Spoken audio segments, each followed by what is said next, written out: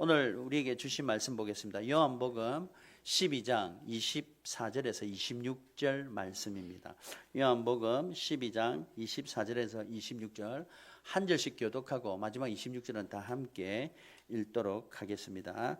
24절입니다. 내가 진실로 진실로 너에게 이르노니 한 알의 밀알이 땅에 떨어져 죽지 아니하면 한 알 그대로 있고 죽으면 많은 열매를 맺느니라. 자기의 생명을 사랑하는 자는 잃어버릴 것이요 이 세상에서 자기의 생명을 미워하는 자는 영생하도록 보존하리라. 함께 읽습니다. 사람이 나를 섬기려면 나를 따르라. 나 있는 곳에서 나를 섬기는 자도 거기에 있으리니 사람이 나를 섬기면 내 아버지께서 그를 귀히 여기시리라. 아멘.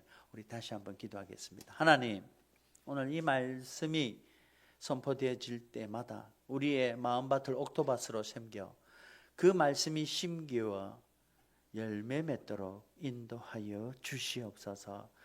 어떠한 분주한 마음들도 어떠한 유혹들도 이 시간 성령으로 보하여 주시고 성령으로 막아주셔서 말씀 앞에 집중하며 하나님의 말씀을 경험히 받아들이는 믿음의 성도가 되어지도록 함께하여 주시옵소서. 함께 하실 하나님께 감사드리오며 예수님 이름으로 기도하옵나이다. 아멘. 아멘. 우리 오늘 한 알의 밀알이라는 제목으로 말씀을 함께 묵상하겠습니다. 사실 이 한 알의 밀알이라는 것은 조그마한 씨앗입니다.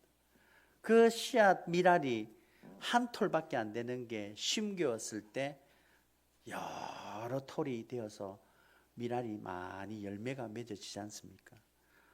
사실 이 한 알의 밀알을 먹어버리거나 그 파종의 씨앗을 먹어버리면 그 다음에 열매는 없어집니다.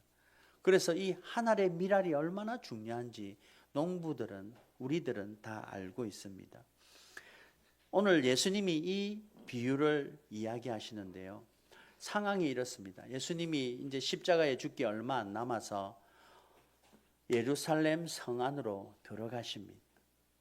그때 사람들이 낙이 타고 오는 예수님을 보면서 이 사람 왕으로 만들면 우리 굶어 죽지 않을 거다. 5천 명을 먹이고 자녀까지 여자까지 생각하면 한 15,000명을 먹으실 능력이 있는 분인데 물고기 2마리와 떡 5개로 어떻게 5,000명을 먹일 수 있겠냐?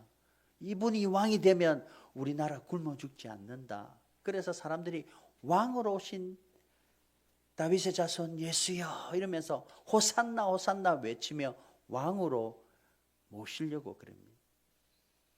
그리고 또 어떤 사람은 이 사람 내가 죽을 병이 있었는데 고쳐주셨어.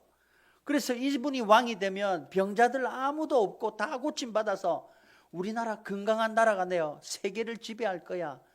그래서 이분이 메시아야 이러면서 메시아이신 예수님인데 건강을 고쳐주신 예수님을 보고 사람들이 예수님을 계속 왕으로 모시려고 그럽니다. 그때 사람들은 왕이여 왕이여 우리의 왕이 되소서 하고 외치는 그 소리를 들으시고 예수님이 오늘 이 말씀을 하시는 거죠. 24절인데요. 우리 함께 어떤 말씀을 했는지 함께 읽겠습니다. 시작. 내가 진실로 진실로 너에게 이르노니 한 알의 밀알이 땅에 떨어져 죽지 아니하면 한 알 그대로 있고. 왕으로 추대하고 왕이라고 이야기하고 우리의 왕이 되소서 하고 있는 그 상황 속에 예수님은 내가 정말 진실로 진실로 간절히 너에게 이르노니 땅에 떨어져 죽어야 된다라고 이야기하는 거죠. 사람들은 이 말을 이해하지 못했습니다. 아니 왕으로 지금 추대하는데 왜 씨앗이 죽어 떨어져 밀알이 열매 맺는 걸 이야기할까? 밀알의 비유를 말씀하는 이유가 뭘까? 사람들은 궁금해했지요. 그래서 제가 답을 말하고 싶은데 다음 번으로 넘어가겠습니다. 어느 농부가 흉년이 들어서 살 자루를 한 자루 딱 남았습니다. 그래서 흉년이 들면 배고프니까 이 살 한 자루를 그냥 밥 지어 먹으면 배고픔이 해소되겠죠. 그런데 농부는 이 한 자루의 살을 끝까지 먹지 않았습니다. 왜 그랬을까요? 만약 이 자루까지 먹어버리면 다음번에 씨를 뿌려서 살을 키울 파종 씨가 없는 거예요. 그래서 배가 고프고 아사 직전에 있을지라도 다음번에 이 씨를 심어서 100배, 30배, 60배 결실을 맺도록 참아야 되는 게 있는 거죠. 그래서 이 한 알의 밀알이란 것은 그 파종 씨의 의미를 이야기하고 있습니다. 오늘 예수님께서는 자신을 한 알의 밀알으로 땅에 떨어져 썩어 죽어야 된다고 이야기하는 그 상황 속에 왕으로 모시자고 하고 우리의 왕이 되셔야 된다 하고 우리를 이끌어 가야 된다고 하는 사람들의 집중 속에 주님은 진실로 진실로 너에게 이르노니 나는 한 알의 밀알이 되어 썩어 죽어야 되겠다라고 이야기하십니다. 그 죽어야 되겠다는 그 의미를 오늘 본문에서 또 하나님께서 우리에게 말씀하십니다. 이 말씀을 듣고 내 삶 속에 하나님의 말씀이 어떻게 임하는가? 내 삶 속에 내가 믿음 가지고 교회에 와서 예배드리는 이 예배 가운데 내가 이 말씀을 그때 선포되어진 그 말씀이 지금 나에게 읽혀지고 나에게 선포되어진다면 나는 이 말씀을 어떻게 받아들여야 될까? 하나님께서 여러분의 심령마다 마음을 열어 이 말씀을 받게 되기를 주님의 이름으로 축원합니다. 우리 어떤 말씀인지 첫 번째로 오늘 이 밀알의 하나의 말씀은 예수님이 우리를 살리기 위해 밀알이 되셨음을 선포하십니다. 오늘 본문 말씀인데요. 24절에 한 알의 밀알이 되어 썩어 죽어야 열매를 맺는다고 이야기합니다. 사실 그 한 알의 밀알은 너무나도 작습니다. 그게 자기 고집으로 계속 그 형태를 유지하면 열매를 맺지 못합니다. 땅에 떨어져 그 씨앗이 썩어서 껍질이 벗겨져야 뿌리가 내리고 열매를 맺는다는 거죠. 한 알의 밀알은 작은 거지만 그 밀알이 땅에 썩어져 죽으면 100배, 수백 배의 열매를 맺게 되는 것입니다. 오늘 주님께서는 바로 사람들이 당신 죽으면 안 됩니다. 당신은 우리의 왕으로 그대로 이 모습 그대로 살아 계셔야 됩니다. 왕이 되십시오라고 하는 그 화려함 속에 주님은 내가 죽어야 열매가 100배, 30배, 60배, 100배의 결실이 맺는다는 것을 알고 계셨습니다. 그래서 예수님은 내가 밀알이 되어 썩어 죽어야 된다고 이야기하죠. 그런데 사람들은 몰랐죠. 그래서 예수님 태어나기 전 몇백 년, 700년 전에 이사야 선지자가 이 예수님이 어떻게 살아 어떻게 하나님의 뜻을 이루어 가는가를 한 알의 밀알이 되어야 될 이유를 선포하셨습니다. 그게 이사야 선지자를 통해 53장 5절인데 함께 읽겠습니다. 시작. 그가 찔림은 우리의 허물 때문이요 그가 상함은 우리의 죄악 때문이라. 예수님은 자기를 한 알의 밀알로 비유하시면서 썩어 죽어야 되는데 그 죽음이 예수님 태어나기 700년 전 이사야 선지자를 통해 우리의 죄 때문에 우리의 죄악 때문에 우리의 허물 때문에 죽어야 된다는 걸 선포하셨습니다. 실질적으로 예수님께서는 십자가에 죽으셨습니다. 그때 예수님을 십자가에 못 박혀 죽인 사람들은 바로 예수님의 동족들이요 예수님의 백성들이었습니다. 그러나 그들은 예수님을 십자가에 못 박혀 죽였습니다. 왜 죽였을까요? 몰라서 그렇죠. 주님이 자기들을 사랑하시고 자기들을 구원하실 자임을 몰라서, 그래서 메시아라고 이야기하지만 가짜 메시아라고 죽여버렸습니다. 그런데 하나님은 그 죽음을 통해 십자가의 영광을 보여주셨죠. 그래서 로마서 5장 8절에 그 죽인 사람들의 상태를 이렇게 이야기합니다. 우리 함께 읽습니다. 시작. 우리가 아직 죄인 되었을 때에 그리스도께서 우리를 위하여 죽으심으로 하나님께서 우리에 대한 자기의 사랑을 확정하셨느니라. 아멘입니다. 예수님이 하나님의 밀알이 되어서 죽어 썩어 죽어야 되는 십자가의 죽음은 우리의 죄악이요 우리의 허물 때문에 죽였었는데 그 죽을 당시에 우리는 아직 아무것도 모르고 제약 가운데 있을 때 하나님이 이 죽음을 선택하시고 죽음을 이루심으로 우리에 대한 하나님의 사랑을 보여주셨습니다. 오늘 저와 여러분이 이 십자가에 죽은 예수님을 다 믿으시기를 주님의 이름으로 축원합니다. 믿으십니까? 그러면 주님이 죽은 십자가는 나를 사랑하신 하나님의 사랑이 확증되었음을 믿으십시오. 우리가 이 자리에 있는 것은 내가 그냥 교회 교인이니까 일주일에 한 번 오는 것 같지만 이 자리에 올 때마다 이걸 기억하셔야 됩니다. 이 자리는 그냥 시간 되어서 오는 자리가 아니라 나의 죄와 허물을 위해 십자가에 죽으신 예수님의 보혈의 피로 말미암아 내가 예배의 특권을 누린다는 것을 기억하셔야 됩니다. 예전에는 어느 누구도 하나님의 보좌 앞에 나올 수 있는 자는 없었습니다. 고작 하나님이 선택한 대제사장 그 한 명만, 그리고 제사장이 되어서 거기에 얹은 등잔불과 거기에 떡과 여러 가지를 관리하는 사람 외에는 하나님의 임재가 있는 그 성소에 들어갈 수가 없었습니다. 그래서 이스라엘 백성은 거기에 근처도 못 가고 예배들, 성막들 앞에 제물을 가져와서 제사장에게 주고 제사장이 그 제물에 인간의 죄를 전가시키고 안수하여 이 죄가 이 짐승에 갑니다라고 이야기하고 그 짐승을 잡아 포를 뜨고 창자를 떼고 죽여서 태워서 번제를 드리는 게 예배의 모습입니다. 그런데 그 짐승이 데리고 가지고 오는 사람이 부자였으면 소가 될 수도 있고 양이 될 수도 있는데 가난하면 비둘기를 데리고 옵니다. 그래서 비둘기를 바쳐서 비둘기가 내 죄를 다 가지게 하고 그 비둘기를 죽임으로 내 죄가 해결된 게 예배고 제사의식입니다. 그런데 한번 생각해 보십시오. 이 비둘기 죽인 그 사람이 예배를 드리고 제사를 드리고 돌아가다가 본래 사이가 안 좋은 사람을 만납니다. 그러다가 또 시비가 붙어가 싸우다가 아이고 내가 참아야 되는데 금방 비둘기를 바쳐서 죄를 해결했는데 참아야 되는데 내가 또 이 죄를 지었구나. 그래서 또 집에 돌아갑니다. 그런데 이렇게 이야기합니다. 내가 돈이 없으니 재물 살 돈이 없으니 좀 모았다가 가야 되겠다. 그래서 죄 지을 때마다 그 죄를 해결하러 간 그 재물이 이제는 한 달 모으고 이제는 두 달을 모으고 세 달을 모으게 되는 거죠. 그래서 세 달 만에 한번 와서 재물을 바치고 또 해결되어지고 갑니다.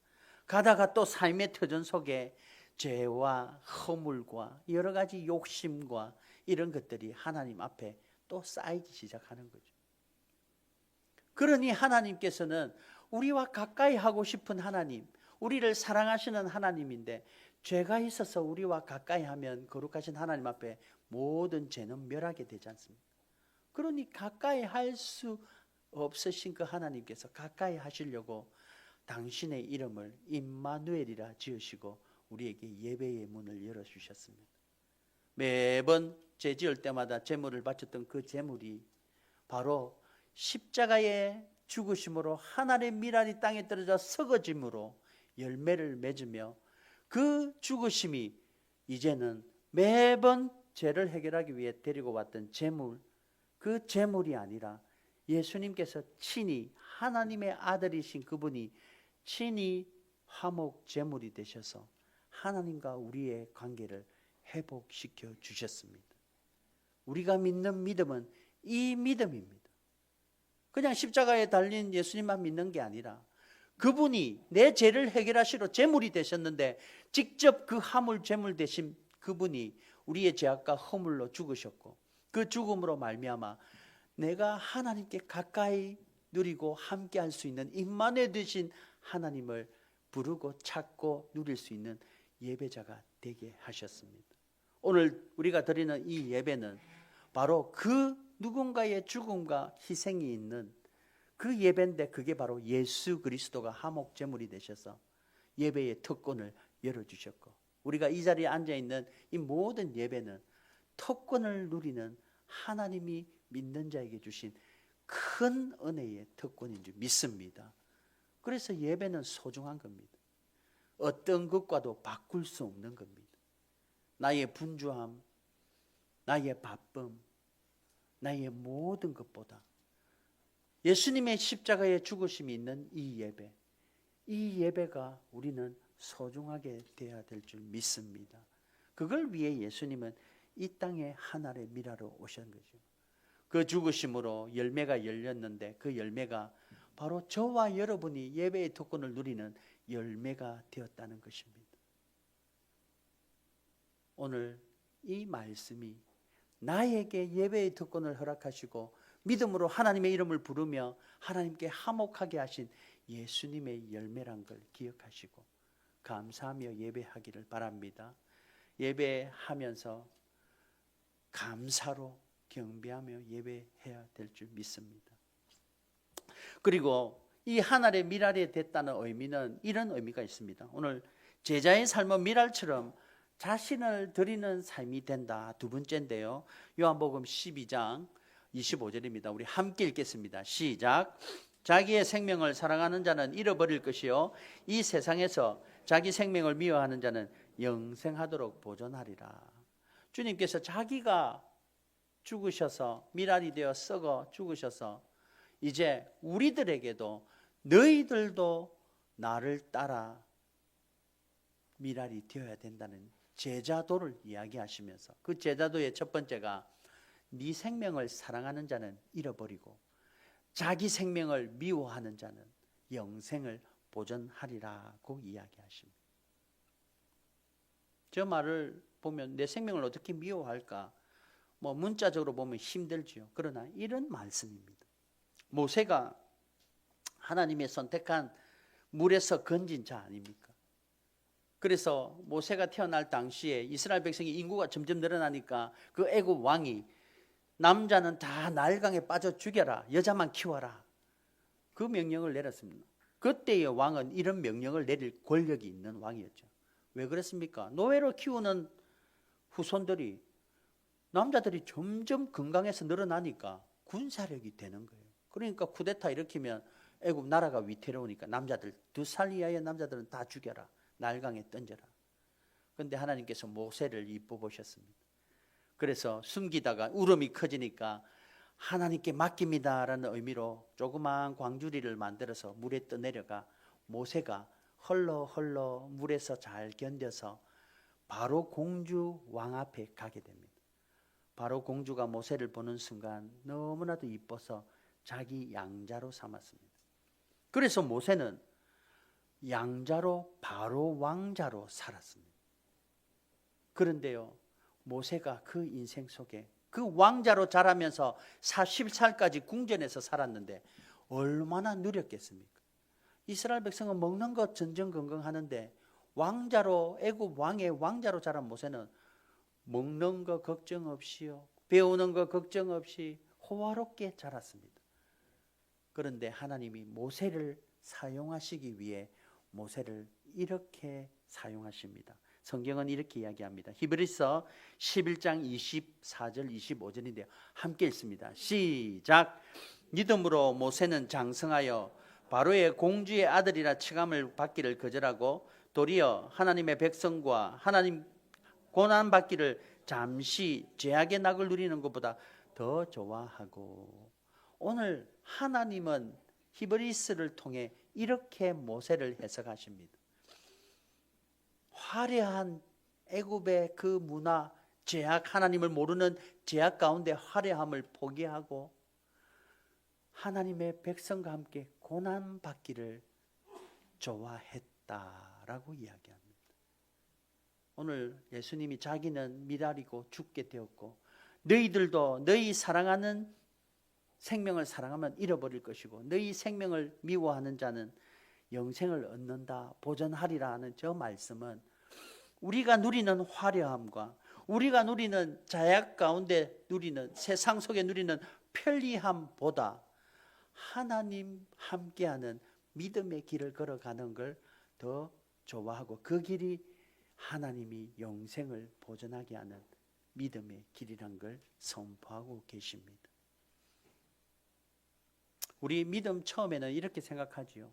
예수님 믿고 복 받는 줄 알고, 그래서 예수님 믿고 이 세상에 화려하게, 더 편하게, 더 누리면서 사는 것이 예수님 믿는 줄 알고 예수님 믿지 않습니까? 그러나 예수님의 걸어가신 길과 그 진리가 깨달아지면 깨달아질수록 하늘의 신령한 복을 사모하게 되고, 세상의 기름진 복은 상대적으로 점점 가치를 잃게 되는 걸 믿음의 성숙이라고 이야기합니다.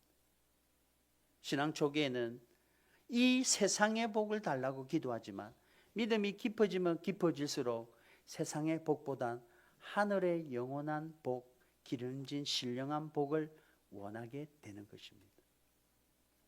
신앙은요, 제가 경험한 신앙은 나이가 들면 들수록 성숙할 수밖에 없습니다.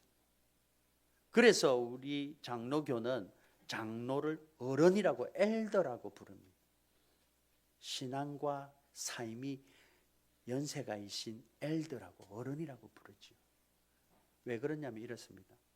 젊었을 때, 우리 아이들 때는 죽음을 생각을 안 합니다.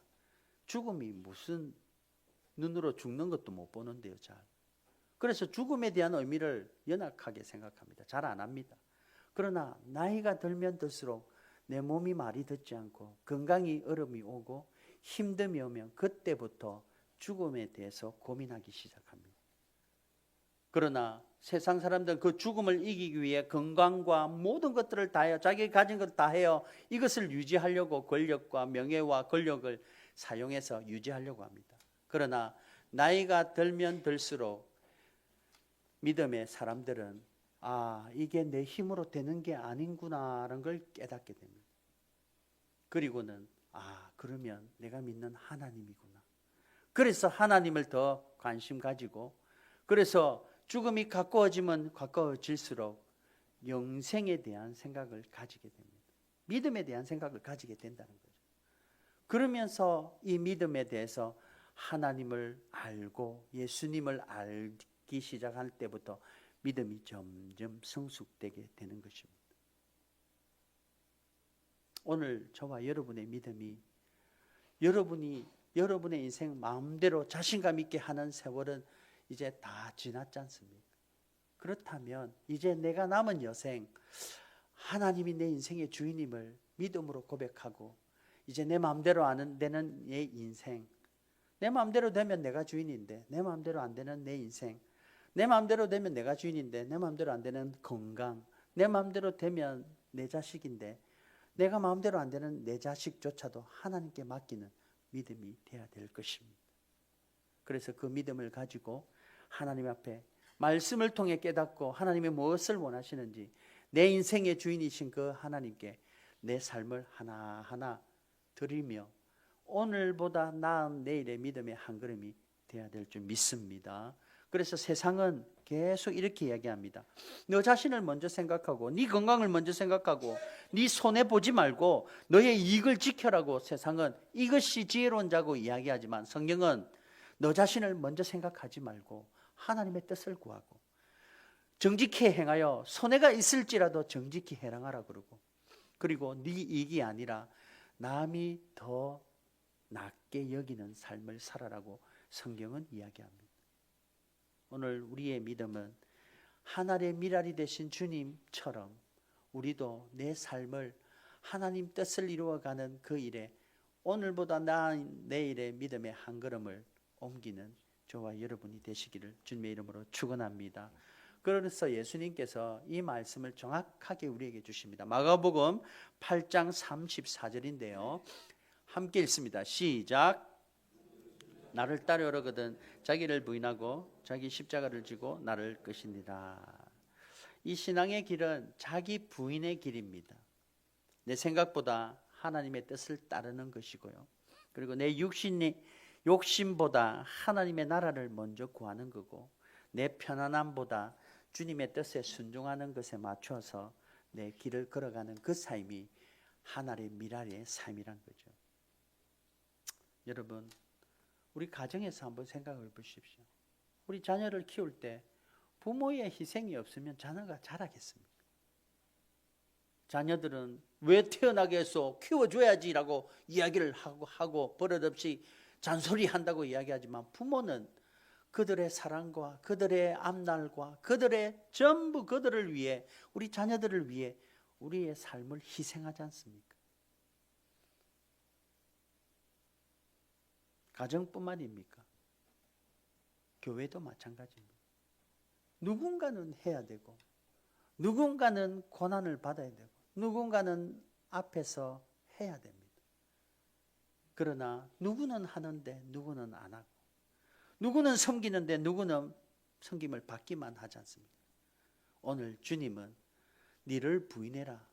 우리는 섬김을 받고 싶고 내 자존심을 세우고 싶고 내 이익과 내 욕심을 세우고 싶지만 자기를 부인하고 다른 사람을 섬기고 다른 사람의 만족을 하게 하고 다른 사람에게 내 삶을 희생하며 섬기라는 말씀을 하나님의 미랄이 되신 예수님이 십자가의 죽음으로 우리에게 보여주셨습니다. 그래서 우리는 지금보다 좀 더 나은 사랑을 해야 되고 지금보다 좀 더 섬기는 섬김을 해야 되고 지금보다 좀 더 내려놓는 삶을 살아야 될 것입니다. 그게 바로 주님이 원하시는 나를 따라오는 길이라고 이야기하는 거죠. 오늘 우리들의 자그마한 섬김을 통해 교회가 세워갑니다. 우리가 조금 희생하는 그 희생이 다른 사람에게는 살리는 삶이 된다는 겁니다. 오늘 우리의 섬김 속에 아무도 안 알아줘도 주님이 알아주시고 하나님이 알아주신다는 걸 깨닫고 오늘보다 나은 섬김을 통해 하나님이 뜻을 이루어 가실 줄 믿고 힘내어 섬기는 우리들이 되기를 바랍니다. 그런데요, 이 섬길 때 이런 것들이 있습니다. 오늘 세 번째인데요, 미랄의 삶에서 반드시 섬김을 통해 열매를 맺고 있습니다. 요한복음 12장 26절인데요. 함께 읽습니다. 시작. 사람이 나를 섬기면 내 아버지께서 그를 귀히 여기시리라. 오늘 우리가 교회를 섬기고 우리가 섬기는 이 희생과 시간 투자와 물질과 이 모든 섬김은 하나님이 나를 섬기면 나를 섬기는 거다라고 하시면서 나를 섬기면 아버지께서 그를 귀히 여기신다라고 이야기합니다. 저 섬기는 영어로 보면 서브입니다. 서브. 우리 예배 드리는 거를 서비스라고 그러잖아요. 하나님 앞에 섬기는 거는 예배자로 섬김도 있습니다. 그 예배의 연장이 되어서 내 삶 가운데 거룩한 산제물이 되어 나를 희생하며 섬기는 게 예배의 삶입니다. 오늘 우리가 예배 드리는 이 예배가 하나님 사랑해서 하나님 쫓아 예수님이 섬겼던 그 섬김 속에 내 시간을 헌신하고 내 힘을 헌신하고 내 예물을 내 재물을 헌신하고 섬김을 통해 하나님이 귀히 여기실 줄 믿습니다. 그래서 하나님을 섬기는 예배자, 하나님이 찾으시는 예배자 되어야 될 줄 믿습니다. 오늘 하나님은 예배자를 찾으신다고 하지 않습니까? 하나님이 뭐가 아쉬워서 찾으시겠습니까? 그만큼 하나님이 찾으시는 예배자가 없다는 얘기죠. 모름지기 저와 여러분이 하나님이 찾으시는 예배자 되어서 하나님 앞에 칭찬받는 성도가 되시기를 주님의 이름으로 축원합니다. 예배를 이야기하니까 이 문득 이 예화가 떠오릅니다. 어떤 분이 참 골프를 좋아하시는 집사님이셨습니다. 그런데 이게 친구들과 골프 예약을 잡는데 친구들이 다 직장 다니니까 주일날 골프 예약이 되게 잡기가 쉽습니다. 그래서 그분이 집사지만 교회 가야 되지만 주일날 골프 예약을 했습니다. 그럼 한번 하니까 또 그때 참 재밌게 또 여유를 가지시다가 또 주일날 잡게 되었죠. 그래서 이게 횟수가 점점 늘어나면서 담임 목사님이 이거는 권면해야 되겠다 해서 부르셨습니다. 집사님, 뭐 다 알고 이야기하시겠죠. 여러 시간이 있는데 좀 주일 예배는 지켜주시고 남는 시간에 골프를 치셨으면 좋겠습니다. 그래서 집사시니까 예배 가운데 좀 섬겨 주십시오 라고 이야기를 권면을 하셨습니다. 그분이 한마디가 이러십니다. 목사님, 교회 와서 예배 가운데 골프장 생각하는 게 낫습니까? 골프 치면서 교회 생각하고 아이고 내가 집사인데 하고 하는 게 낫습니까? 오늘 저와 여러분의 예배는 사람은 속일 수 있습니다. 그러나 하나님은 못 속이십니다. 오늘 이 예배가 하나님 한 분에게 집중하셔서 하나님 앞에 내 마음을 드리는 예배가 되어야 될 줄 믿습니다. 그 목사님이 뭐라고 하셨겠습니까? 생각을 해봤죠. 그래도 교회를 많이 생각하는 게 낫지 않을까? 그래서 골프장 가십시오 하기도 그렇고, 그래도 교회 드리면서 골프장 생각하더라도 골프장이 아닌 교회에 와야죠. 여러분, 하나님은 진실된 마음을 원하십니다. 그래서 다가 아니라 교회에 오셔서 하나님 앞에 예배하는 예배자 되어야 될 것입니다.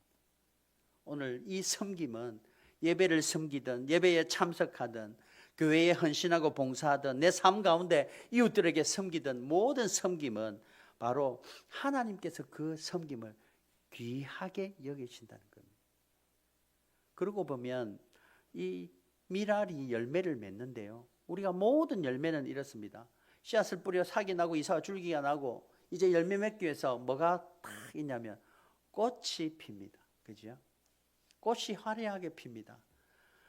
사과나무도 배나무도 모든 나무도 꽃이 예쁘게 핍니다. 근데 그 꽃이 계속 피어 있으면 열매가 맺어집니까? 어떻습니까? 꽃이 계속 피어 있으면 열매가 안 맺어집니다. 꽃은 그 아름다움을 뒤로하고 열매를 위해 꽃은 시들어집니다. 그리고는 조그만 동그란 열매가 꽃줄기 밑에 나타나기 시작하죠. 그게 열매를 맺는 겁니다. 오늘 우리가 섬기는 거 좋지요. 화려한데 섬기고, 예전에 이런 얘기를 들었습니다. 큰 교회 목사님께서, 선배 목사님인데요, 교회에 연초되면 교회에 무엇을 섬기고 싶습니까? 섬김의 그 요청을 받습니다. 그래서 어떤 분은 뭐 섬깁니다 하는데 딱 보니까 화려하게 보이는 찬양팀, 성가대는 섬김이 막 바글바글해가 줄 서서 섬기려고 해서 막 오디션을 봐서 떨어뜨리고 이런 일들입니다. 그러나 주차봉사나 식사봉사나 청소봉사 이런 거는 섬김이 없다는 거죠. 오늘 우리가 섬긴 가운데 이 화려한 꽃이 피는 것도 결국 져야 열매를 맺습니다. 오늘 우리가 신앙생활 하면서 섬기는 섬김 가운데 꽃의 화려함만 보고 섬기는 것이 아니라 꽃 뒤에 쓸쓸히 짐 뒤에 꽃이 지고 그 외로움과 초라함 뒤에 하나님이 귀한 열매가 나타날 줄 믿습니다. 그 열매를 위해 섬기셔야 되죠. 세례 요한이 그랬습니다. 세례 요한이란 사람은요, 예수님보다 6개월 먼저 태어난 예수님의 사촌입니다. 그리고는 신앙이 특출나고 태어날 때도 부모님의 기도와 특별하게 태어났습니다. 그러니까 사람들이 세례 요한을 당신이 혹시 메시아 아닙니까? 라고 착각할 정도였습니다.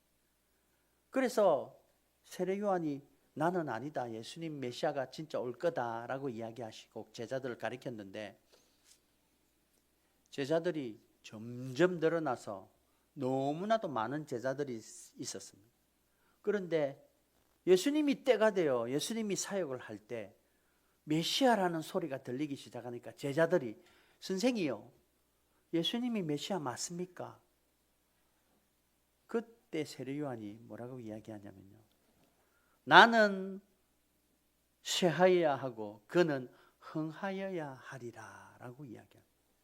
다시 말하면 나는 죽어야 되고 그분이 살아나야 된다고 이야기합니다.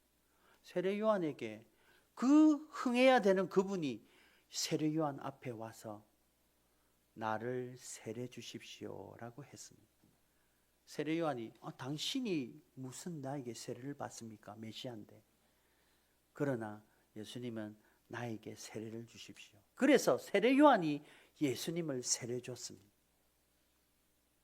세례 요한이 조금만 자기의 인생에 내가 꽃이 피는구나, 내가 이제 예수님도 세례 준 세례 요한인데 이러면서 자기를 드러낼 수도 있지만, 세례 요한은 뭐라고 이야기하냐면 나는 그의 신들매도 풀기에 감당치 못하는 자다라고 이야기합니다. 겸손한 자죠. 오늘 저와 여러분이 섬김이 이런 겸손으로 하나님 예수님을 드러내고 예수님의 사랑을 전하고 하나님이 드러나는 섬김이 되어야 될 줄 믿습니다.